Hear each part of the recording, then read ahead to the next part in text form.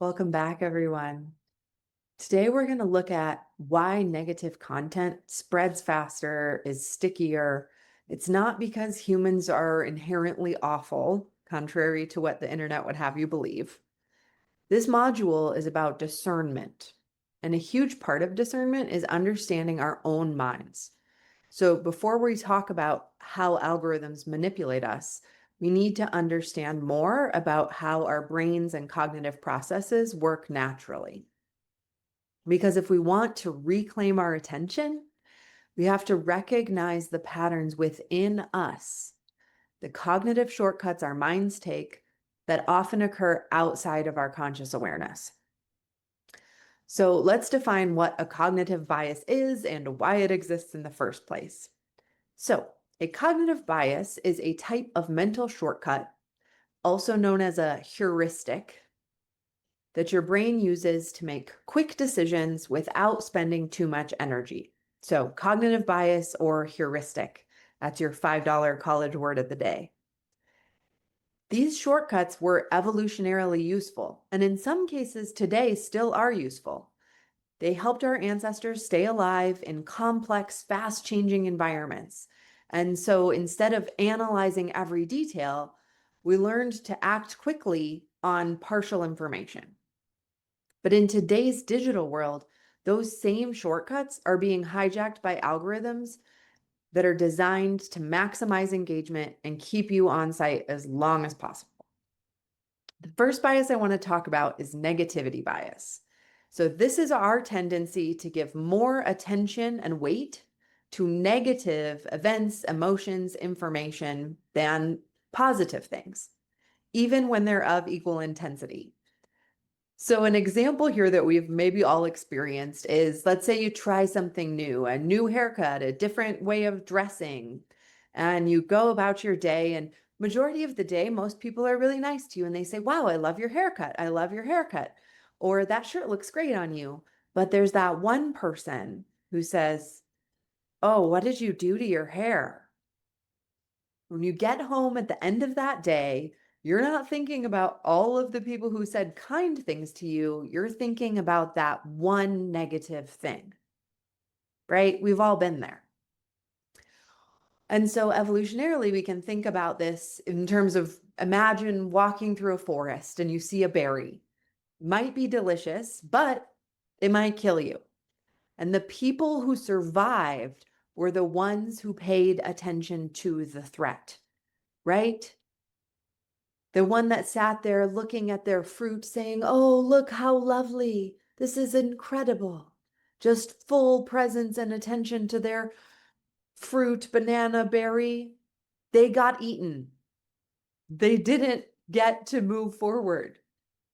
And so negativity bias is being tuned in to potential dangers, and that kept us safe. So if we're evolutionarily drawn to negativity, what happens when algorithms supercharge that previously adaptive tendency? So zoom ahead to now in our digital media environments, we're no longer dodging tigers or worrying about which berries will kill us, but our brain still reacts as if a scary headline or an angry post is a life or death situation. Our nervous system floods with stress, our attention gets really focused on that, and our body moves into fight or flight. We'll talk more about the nervous system in course 2. But essentially, negative content hijacks your attention because it feels urgent. And when this bias is algorithmically charged up, the consequences include chronic stress, skewed worldviews, and emotional exhaustion. So that's negativity bias. Now let's add availability bias to the mix. So this is another one of these cognitive shortcuts.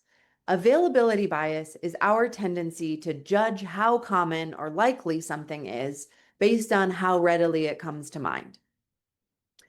So a distortion that arises from the use of information that is most readily available rather than that which is most representative. So if you hear about 5 plane crashes in a row, even if the actual risk of flying is very low. You may start to believe that flying is incredibly dangerous. Again, this made sense in earlier human societies. If someone said, don't drink the water from the East Stream, it made people sick, or don't go over there, that's where the tiger lives, that information needed to spread quickly. Our survival depended on remembering these stories. So we are wired to prioritize and share threats. And now that instinct is hijacked by the algorithms, and we scroll and react and we post saying, can you believe this? Look how bad things are. And in turn, it creates this feedback loop, right? So the algorithm shows us that we think, this is important. It's really bad. I must share this.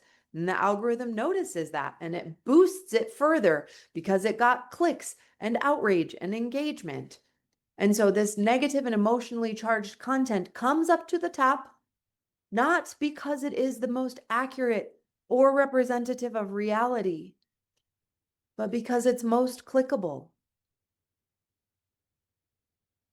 And a reminder here that your brain is not broken. It's doing what it was made to do. So when you find yourself doom scrolling or laying in the belief that the world is falling apart, you're not alone. You're not flawed. Your brain is doing what it evolved to do. Notice and remember threats and share them, especially those that feel close to home. The algorithms amplify those instincts, creating an illusion of constant crisis, and your nervous system wears down.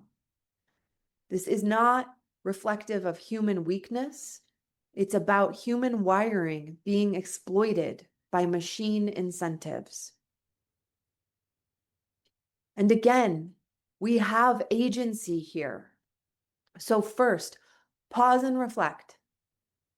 How do you see these biases showing up in your own physical and digital life? What might you be able to do right now to loosen their grip? Remember that activity of choosing the better feeling thought, right? If we're hardwired to remember and place importance on these negative available information, it will take some effort to begin choosing other thoughts. Then begin practicing media awareness. So, why did I click on that? Does this information reflect reality or just my fears?